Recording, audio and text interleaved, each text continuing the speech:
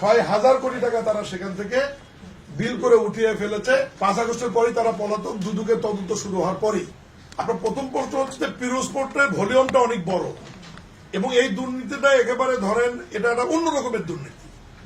আপনার টেন্ডার হয়েছে, টেন্ডার হওয়ার পরে ওয়ার্ক অর্ডার দেওয়ার পরে আর বাকি কোনো ফর্মালিটি মেনটেন হয়নি, শুধুমাত্র বিল তৈরি হয়েছে। বিলটা ট্রেজারিতে গিয়েছে, ট্রেজারিতে চেক ইস্যু হয়েছে, ঠিকাদার ব্যাংক থেকে টাকা তুলে চলে গেছে। এবং যাদের বিরুদ্ধে অভিযোগ দুদক তদন্ত করছে, আমরা অনুসন্ধান করে এর মধ্যে আবার খোঁজ নিয়ে এলাম, তারা ম্যাক্সিমাম দুবাই সহ পৃথিবীর বিভিন্ন দেশে অবস্থান করছে ঠিকাদার। মানে তাদেরকে নিয়ে এসে কাজটা আপনি সমাপ্ত করে নেবেন এই মুহূর্তে সেই সুযোগও নাই। 5 আগস্টের পরই তারা পলাতক। দুদকের তদন্ত শুরু হওয়ার পরই এবং এই টাকাটা কিভাবে আমরা ফেরত আসবে বা আদৌ এই প্রজেক্টের উপর আমরা নতুন করে আবার টাকা বরাদ্দ করতে পারবো কিনা, যেহেতু দুদক বিষয়টা তদন্ত করছে, এই বিষয়টা নিয়ে আমরা খতিয়ে দেখছি এবং আমরা নিজেরাও সন্দেহান। এই জন্য আমরা চিন্তা করছি যে ওখানে দুদকের তদন্ত দিনের বাহিরে যে রাস্তাগুলো বা প্রকল্পগুলো সেই জায়গাগুলোতে কাজ শুরু করা যায় কিনা।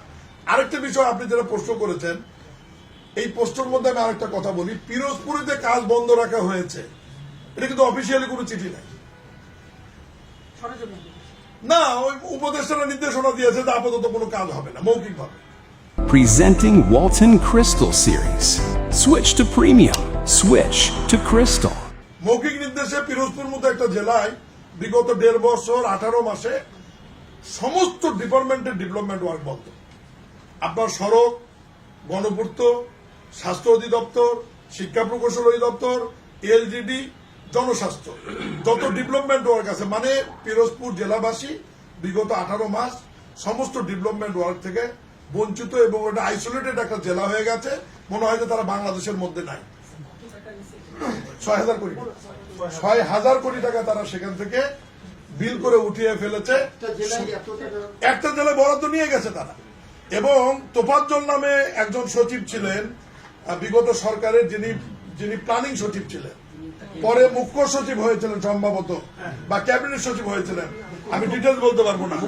উনার বাড়ি ওখানে, উনি সরাসরি এটার সাথে ইনভলভ এবং ডিপিপি প্রণয়ন হয়েছে 24 ঘন্টার মধ্যে। কি প্রকল্পে রাস্তা সব মিলায় রাস্তা, কালভার্ট, ব্রিজ, এগুলো সমস্ত প্রকল্প 2 বছর 3 বছর মেয়াদী।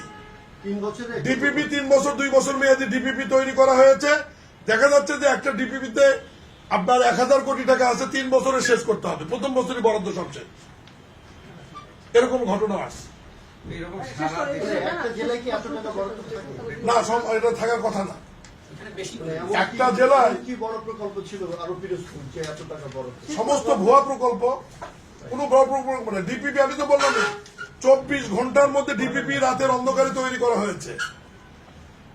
রাতারাতি ডিপিপি মন্ত্রণালয় থেকে প্ল্যানিং এ গিয়েছে, প্ল্যানিং এ জরুরি মিটিং দেখে প্রকল্প এক ডেকে উঠায় অনুমোদন করে নেওয়া হয়েছে।